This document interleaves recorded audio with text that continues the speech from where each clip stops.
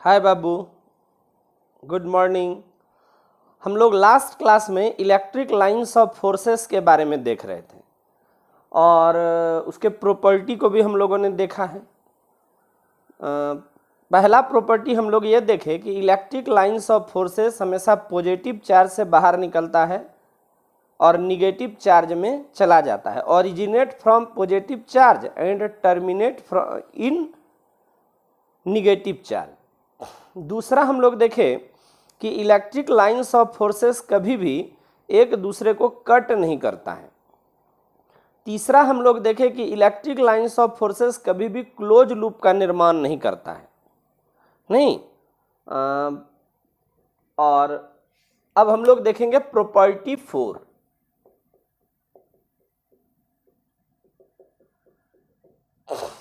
जरा कंडक्टर के बारे में जरा सोचो। हम तुमको जब पढ़ा रहे थे ऑफलाइन तो वहां बताए थे कि जब भी किसी कंडक्टर पर बाहर से चार्ज दिया जाता है तो सारा चार्ज कहां आ जाता है? सतह पर। मतलब कंडक्टर के अंदर चार्ज क्या होगा? कंडक्टर के अंदर चार्ज होगा 0। और कंडक्टर के अंदर जब दिया गया चार्ज 0 होगा तो चार्ज के 0 होने के वजह से इलेक्ट्रिक फील्ड भी क्या होगा? 0। मतलब किसी कंडक्टर के अंदर इलेक्ट्रिक फील्ड का मान 0 होता है। अब जरा सोचो, जब किसी कंडक्टर के अंदर इलेक्ट्रिक फील्ड का मान 0 होगा, याद रखिएगा, जैसे ही कोई कहेगा कि ये एक कंडक्टर है तो माइंड में रखना है कि इसके अंदर इलेक्ट्रिक फील्ड या इलेक्ट्रिक फील्ड इंटेंसिटी 0 होगा। अब जब इलेक्ट्रिक फील्ड इंटेंसिटी या इलेक्ट्रिक फील्ड कंडक्टर के अंदर 0 होगा तो कंडक्टर के अंदर इलेक्ट्रिक लाइंस ऑफ फोर्सेस प्रवेश नहीं करेगा। मतलब इलेक्ट्रिक लाइंस ऑफ फोर्सेस इसके अंदर नहीं रहेगा। यह तय है, यह तय है कि electric lines of forces conductor के अंदर नहीं रहेगा। क्यों नहीं रहेगा कंडक्टर के अंदर? क्योंकि कंडक्टर के अंदर इलेक्ट्रिक फील्ड 0 होता है। तो प्रॉपर्टी लिखिएगा 4। किसी कंडक्टर के अंदर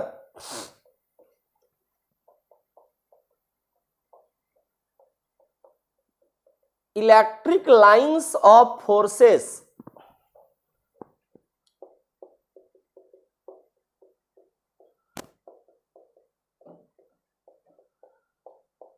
प्रवेश नहीं करती है। 30 मिनट ही ठीक है।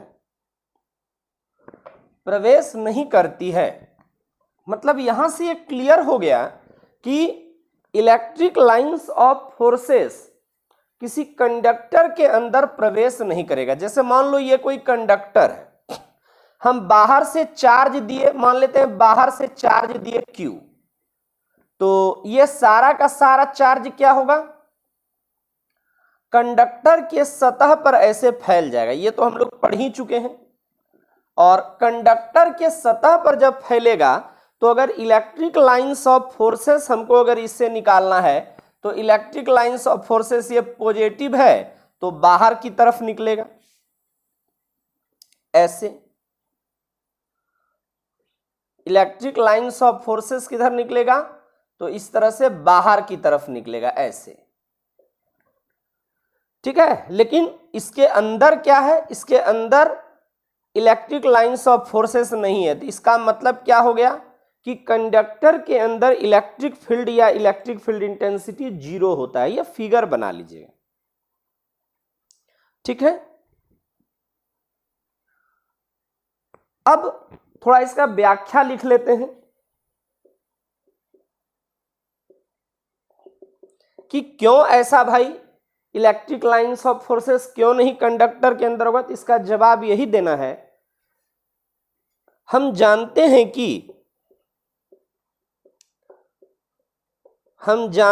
कि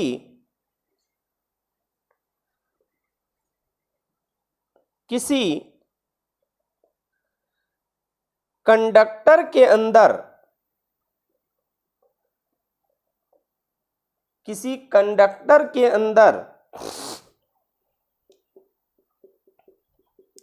इलेक्ट्रिक फील्ड हमेशा ही 0 होता है। किसी कंडक्टर के अंदर इलेक्ट्रिक फील्ड हमेशा ही 0 होता है और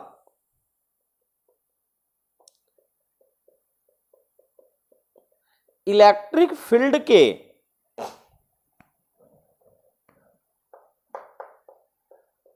जीरो होने के वजह से कंडक्टर के अंदर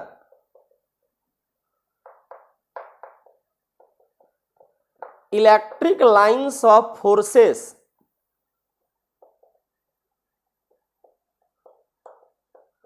प्रवेश नहीं करती है।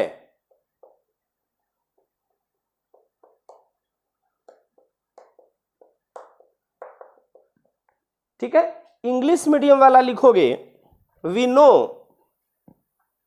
Inside any conductor electric field is 0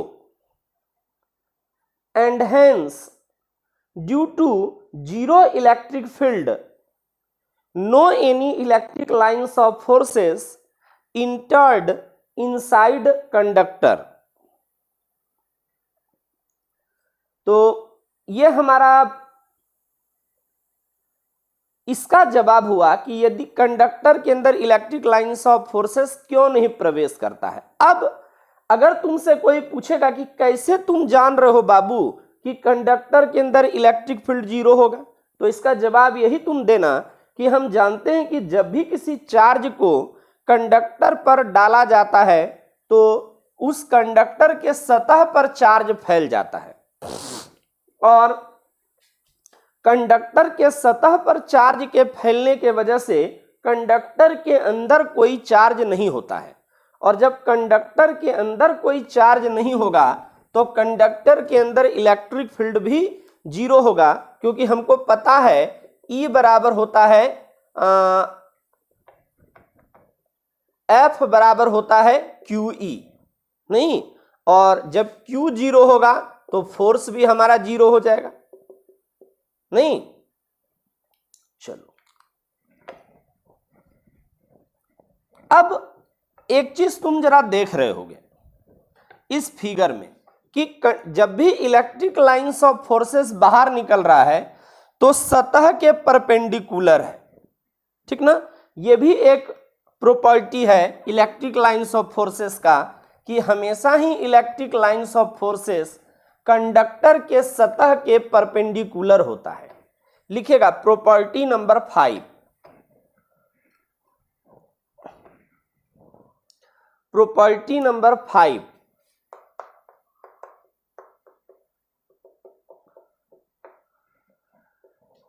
electric lines of forces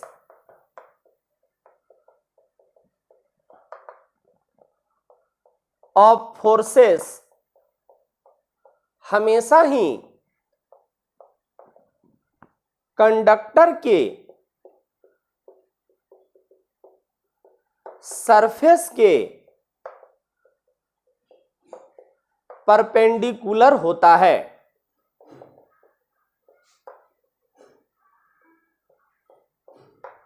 मतलब अगर कोई कंडक्टर है, जैसे मान लो ये कंडक्टर है, तो बाहर से हम चार्ज देंगे तो अगर पॉजिटिव चार्ज दिए हैं तो इस तरह से फैल जाएगा, ठीक है। अगर इधर है आयताकार ये है तो इधर भी आ जाएगा चार्ज, और हम जानते हैं कि पॉजिटिव चार्ज से इलेक्ट्रिक लाइन बाहर निकलेगा, तो ऐसे हमको निकालना होगा ताकि परपेंडिकुलर हो सके, इस तरह से।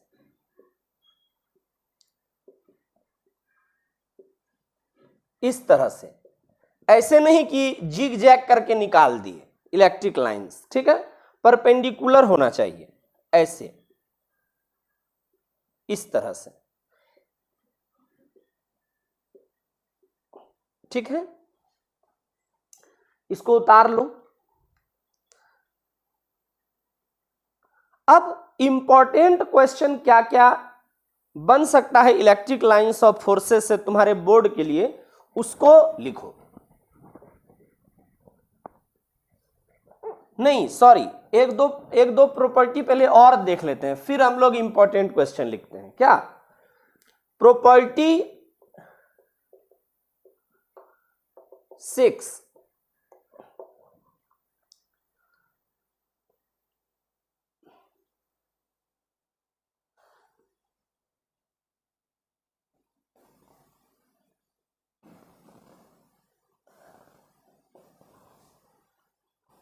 जरा सोचो, यदि कर्व के रूप में है इलेक्ट्रिक लाइंस ऑफ फोर्सेस तो इसका मतलब क्या हुआ? कर्व के रूप में यदि इलेक्ट्रिक लाइंस ऑफ फोर्सेस है तो इसका मतलब यह हुआ कि डायरेक्शन प्रत्येक पॉइंट पर अलग अलग है। अगर कर्व के रूप में इलेक्ट्रिक, पहली ही बार हम बता चुके हैं पहले ही क्लास में, अगर डायरेक्शन हमारा अलग अलग है, इसका अगर कर्व के रूप में इलेक्ट्रिक लाइंस है तो डायरेक्शन जो है हर एक पॉइंट पर क्या होगा छोटू? अलग अलग होगा। ठीक है। और दूसरा बात हम ये बताए थे कि यदि सरल रेखा के रूप में इलेक्ट्रिक लाइंस है, इसका मतलब है कि प्रत्येक पॉइंट पर डायरेक्शन क्या होगा इलेक्ट्रिक फील्ड का या इलेक्ट्रिक फील्ड इंटेंसिटी का सेम होगा। ठीक है। तो छठा प्रॉपर्टी लिखिएगा, यदि इलेक्ट्रिक लाइंस ऑफ फोर्सेस, यदि electric lines of forces curve के रूप में है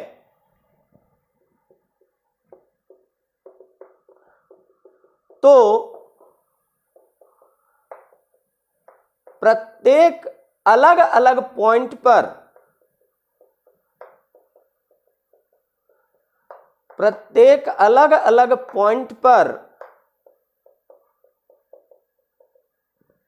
इलेक्ट्रिक फील्ड का डायरेक्शन, इलेक्ट्रिक फील्ड मतलब एक स्पेस, इलेक्ट्रिक फील्ड और इलेक्ट्रिक फील्ड का मान मतलब इलेक्ट्रिक फील्ड इंटेंसिटी, अलग अलग पॉइंट पर इलेक्ट्रिक फील्ड का डायरेक्शन भी अलग अलग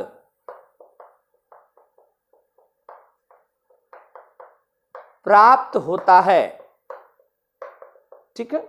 मतलब ऐसे अगर है या ऐसे अगर है तो डायरेक्शन क्या होगा? डायरेक्शन होगा वेरिएबल। ये केवल याद रखना है। ठीक है। लेकिन यदि पैराग्राफ चेंज करके लिखिएगा, इसके विपरीत यदि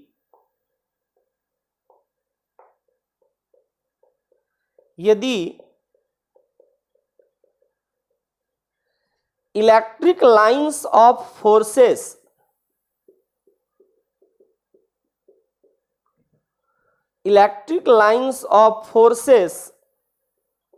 सरल रेखा,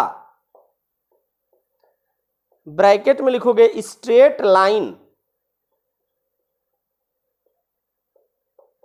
के रूप में है तो प्रत्येक पॉइंट्स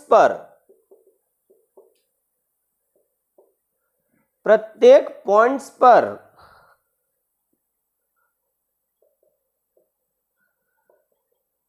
इलेक्ट्रिक फील्ड का डायरेक्शन कांस्टेंट प्राप्त होगा। कांस्टेंट प्राप्त होगा। कांस्टेंट प्राप्त होगा मतलब कांस्टेंट प्राप्त होगा। मतलब यदि इलेक्ट्रिक लाइंस ऐसे है, इसका मतलब हो गया डायरेक्शन कांस्टेंट है। ठीक है।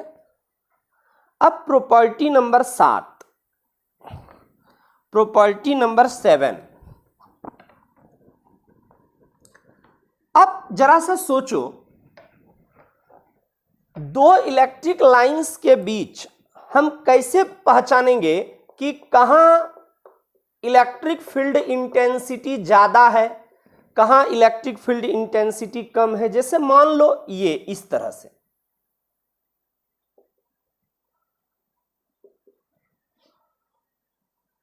ऐसे यहां एक पॉइंट है P, यहां एक पॉइंट है Q, यहां एक पॉइंट है R। कोई हमसे पूछेगा कि P पॉइंट, Q पॉइंट और R पॉइंट कहां इलेक्ट्रिक फील्ड का मान ज्यादा है, P पर ज्यादा है कि Q पर ज्यादा है या R पर ज्यादा है। तो देखो इलेक्ट्रिक फील्ड का डायरेक्शन तो हम समझ गए कि यदि स्ट्रेट लाइन है तो सभी पॉइंट पर डायरेक्शन सेम होगा, कर्व है तो प्रत्येक पॉइंट पर इलेक्ट्रिक फील्ड का डायरेक्शन अलग अलग होगा। लेकिन मैग्नीट्यूड हम कैसे पता करेंगे कि इलेक्ट्रिक फील्ड का मान कहां ज्यादा है और इलेक्ट्रिक फील्ड का मान कहां कम है। तो इसको ऐसे चेक करेंगे, यदि दो इलेक्ट्रिक लाइंस ऑफ फोर्सेस के बीच की दूरी कहीं कम अगर हो तो हम समझेंगे कि वहां इलेक्ट्रिक फील्ड का मान, मतलब इलेक्ट्रिक फील्ड इंटेंसिटी ज्यादा है। और यदि कहीं इलेक्ट्रिक लाइंस ऑफ फोर्सेस के बीच की दूरी ज्यादा हो तो हम कहेंगे कि वहां इलेक्ट्रिक फील्ड इंटेंसिटी या इलेक्ट्रिक फील्ड का मान वो कम होगा। मतलब इलेक्ट्रिक लाइंस ऑफ फोर्सेस के बीच गैप जितना ज्यादा होगा वहां इलेक्ट्रिक फील्ड का मान उतना ही कम होगा, और जहां इलेक्ट्रिक लाइंस ऑफ फोर्सेस के बीच का गैप कम होगा वहां इलेक्ट्रिक फील्ड का मान या इलेक्ट्रिक फील्ड इंटेंसिटी ज्यादा होगा। ठीक है। मतलब गैप के व्युत्क्रमानुपाती होगा इलेक्ट्रिक फील्ड। मतलब गैप यदि कम तो इलेक्ट्रिक फील्ड इंटेंसिटी ज्यादा, गैप यदि ज्यादा तो इलेक्ट्रिक फील्ड इंटेंसिटी कम। तो अगर हमसे कोई पूछे कि सबसे ज्यादा इलेक्ट्रिक फील्ड का मान कहां होगा तो ये श्योर है कि गैप सबसे कम यहां, तो इलेक्ट्रिक फील्ड का मान सबसे ज्यादा P पर, उसके बाद Q पर, और सबसे कम इलेक्ट्रिक फील्ड का मान कहां, तो सबसे कम इलेक्ट्रिक फील्ड का मान R पर, क्योंकि यहां गैप क्या है, सबसे ज्यादा है। ठीक है। लिखिएगा,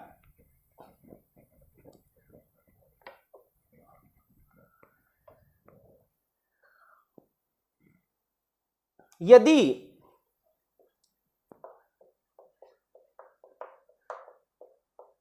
इलेक्ट्रिक लाइंस ऑफ फोर्सेस के बीच का गैप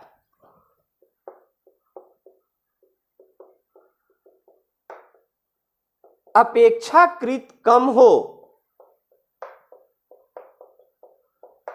तो इलेक्ट्रिक फील्ड का मान या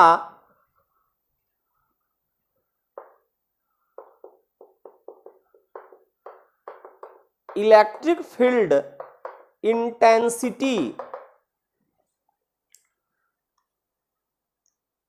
अपेक्षाकृत अधिक प्राप्त होता है।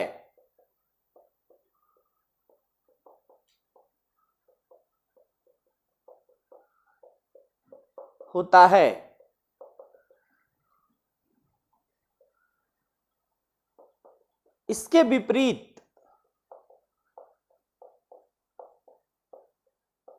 यदि गैप अधिक हो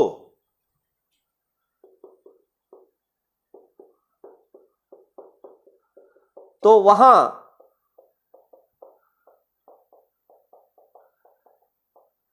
इलेक्ट्रिक फील्ड का मान कम प्राप्त होता है। ठीक है, जैसे एग्जाम्पल में अगर हम कहें तो ये हम समझ सकते हैं। ठीक है, ये दो पॉइंट है, एक पॉइंट है P और दूसरा पॉइंट है Q। तो यहां पर गैप थोड़ा कम है तो इलेक्ट्रिक फील्ड का मान यहां ज्यादा है, और Q पर गैप थोड़ा ज्यादा है तो इसका मान कम है। दूसरा एग्जाम्पल,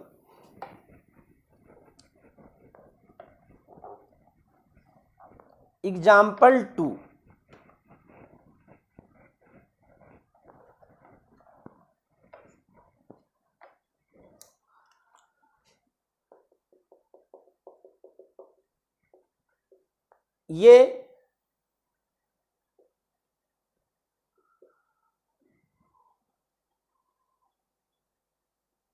ये ऐसे,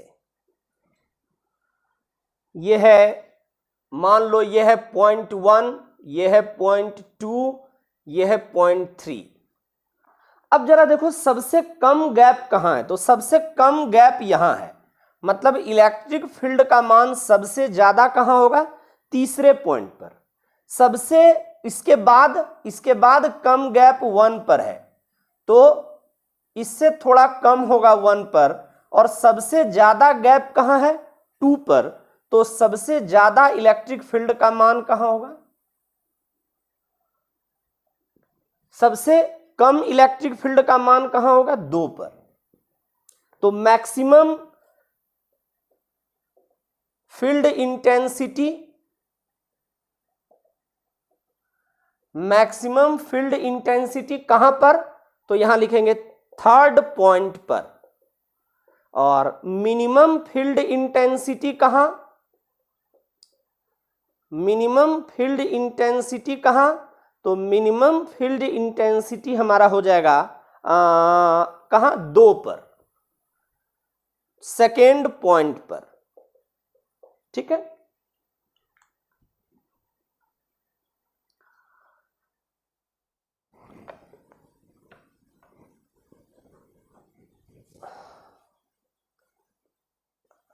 क्वेश्चन लिखोगे HW में,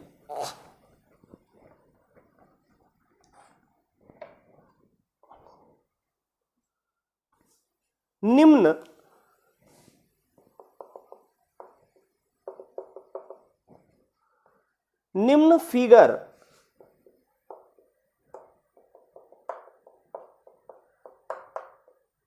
को देखकर यह बताएं कि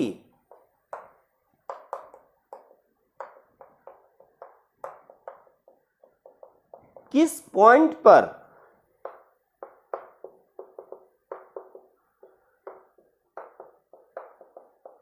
इलेक्ट्रिक फील्ड का मान मैक्सिमम और मिनिमम प्राप्त हो रहा है।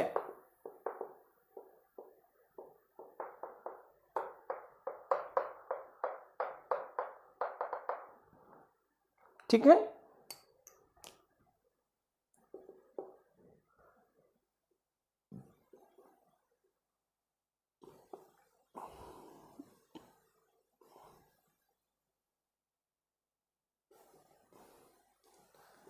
P Q R,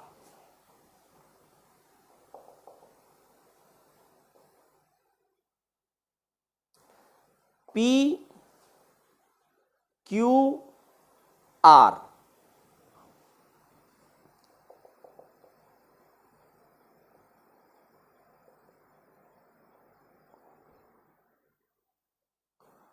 P Q R,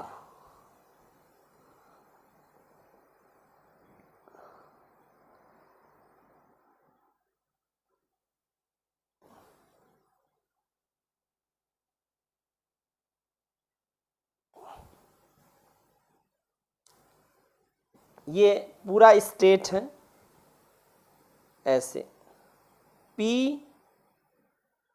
Q R.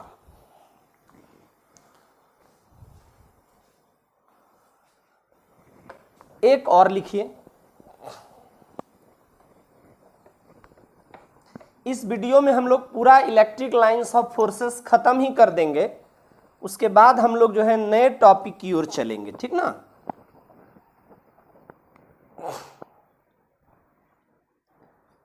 पांचवा,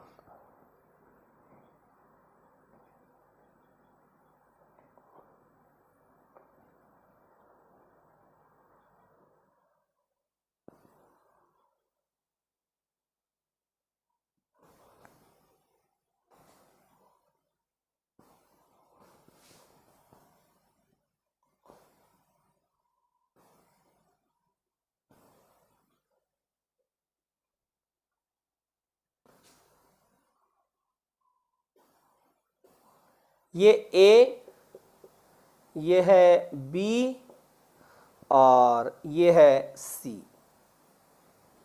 ठीक है। एक और बस लास्ट,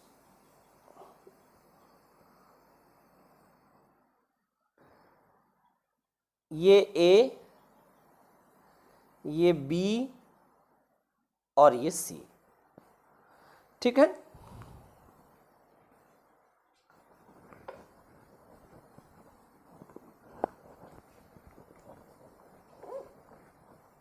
अब एक चीज और, प्रॉपर्टी नंबर या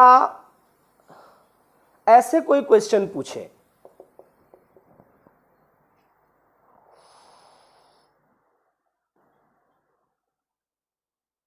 निम्न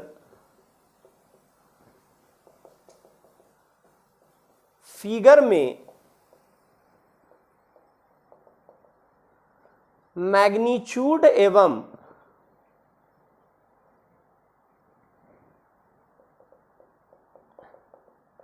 डायरेक्शन की के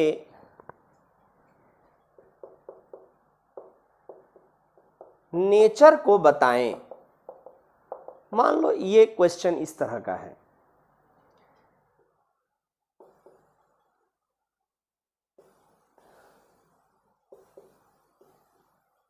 मान लो ये पहला फिगर, ये मेरा है क्वेश्चन पहला, तो देखने से नहीं लग रहा है कि ये तो पहले तो ये क्लियर हो गया कि स्ट्रेट लाइन है तो हमारा डायरेक्शन क्या होगा, डायरेक्शन होगा कांस्टेंट। और मैग्नीट्यूड अगर हमको अगर नेचर जानना है तो मैग्नीट्यूड कैसे पता चलता है, मान कैसे पता चलता है, गैप से। तो हम देख रहे हैं कि गैप भी बराबर बराबर है, तो गैप अगर बराबर बराबर है तो मैग्नीट्यूड भी क्या होगा, कांस्टेंट। मतलब यदि गैप और स्ट्रेट लाइन हो तो डायरेक्शन भी कांस्टेंट, मैग्नीट्यूड भी कांस्टेंट। दूसरा, मान लो स्ट्रेट लाइन है लेकिन गैप अलग अलग है, गैप क्या है जुड़ू, अलग अलग। तो गैप अलग अलग है, इसका मतलब स्ट्रेट लाइन है तो डायरेक्शन तो हमारा कांस्टेंट ही रहेगा, ठीक है। लेकिन मैग्नीट्यूड हमारा क्या हो जाएगा, मैग्नीट्यूड, गैप अलग अलग है ना, तो गैप अलग अलग है तो मैग्नीट्यूड हमारा हो जाएगा वेरिएबल, ठीक है। मतलब ऐसा अगर फिगर मिले कि स्ट्रेट लाइन तो हो लेकिन गैप अलग अलग हो तो समझ जाना है कि डायरेक्शन तो कांस्टेंट है लेकिन मैग्नीट्यूड अलग अलग है, ठीक है। अब फिगर 3 हम लोग देखते हैं।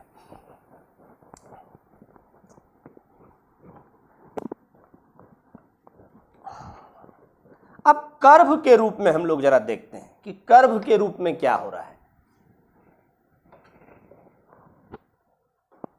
ठीक।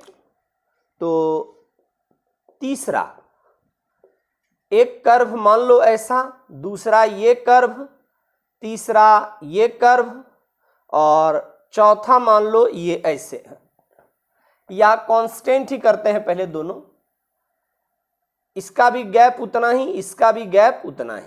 तो गैप भी हमारा क्या है, सेम है और कर्व है, तो डायरेक्शन तो क्लियर हो गया कि कांस्टेंट होगा, कांस्टेंट नहीं होगा, वेरिएबल होगा। क्यों वेरिएबल होगा? क्योंकि कर्व है। लेकिन मैग्नीट्यूड क्या होगा? मैग्नीट्यूड हमारा कांस्टेंट होगा। मैग्नीट्यूड क्यों कांस्टेंट होगा छोटू? मैग्नीट्यूड इसलिए कांस्टेंट होगा क्योंकि गैप क्या है? बराबर बराबर है, ठीक ना। चौथा नंबर, अब ये कर्व है और गैप भी क्या है? गैप भी अलग अलग है। गैप क्या है? गैप भी अलग अलग है। तो यहां पर डायरेक्शन हमारा क्या है? डायरेक्शन तो हमारा वेरिएबल है, इसमें कहीं कोई दो राय नहीं है। लेकिन मैग्नीट्यूड क्या है? मैग्नीट्यूड है हमारा वेरिएबल। मैग्नीट्यूड भी है वेरिएबल। क्यों मैग्नीट्यूड वेरिएबल है? क्योंकि गैप अलग अलग है। क्लियर? अब हम लोग देखते हैं कि आज के इस टॉपिक में कौन कौन सा इंपॉर्टेंट क्वेश्चन हमारे बोर्ड के लिए बनेगा। ठीक है,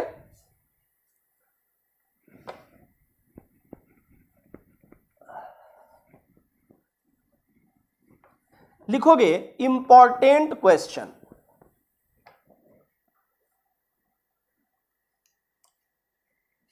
या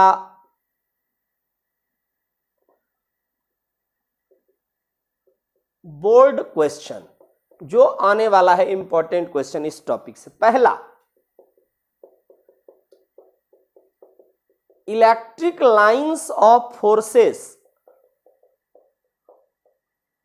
इलेक्ट्रिक लाइंस ऑफ फोर्सेस की दो विशेषता को लिखें। चूंकि 2 नंबर में पूछा जाता है इसलिए 2 ही विशेषता लिखने कहता है, लेकिन ऐसा नहीं है, तुम 6-7 जो लिखवाए हैं सब याद रखना। दूसरा, इलेक्ट्रिक लाइंस ऑफ फोर्सेस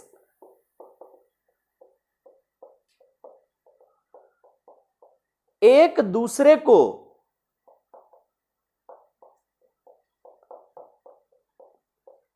क्यों नहीं काटती है?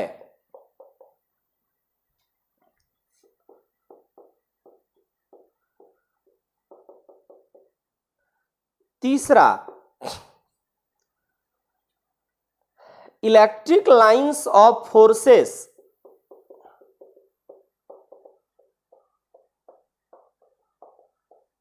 इलेक्ट्रिक लाइंस ऑफ फोर्सेस क्यों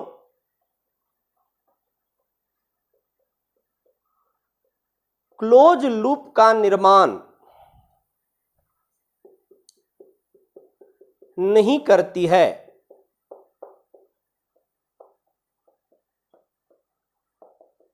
ठीक है, ये 3 इंपॉर्टेंट क्वेश्चन है और तीनों ही तुम्हारे बोर्ड में कभी ना कभी पूछा गया है। इस बार भी उम्मीद कर सकते हैं हम लोग कि यहां से 2 क्वेश्चन तुम्हारे बोर्ड या 1 क्वेश्चन तो जरूर तुम्हारे बोर्ड में पूछा जाएगा। ठीक है बाबू, इस तरह से इलेक्ट्रिक लाइंस ऑफ फोर्सेस का जो टॉपिक है वो समाप्त होता है। ठीक है, अब हम लोग नए टॉपिक में इंटर करेंगे अगले दिन। ठीक है ना, बहुत बहुत धन्यवाद।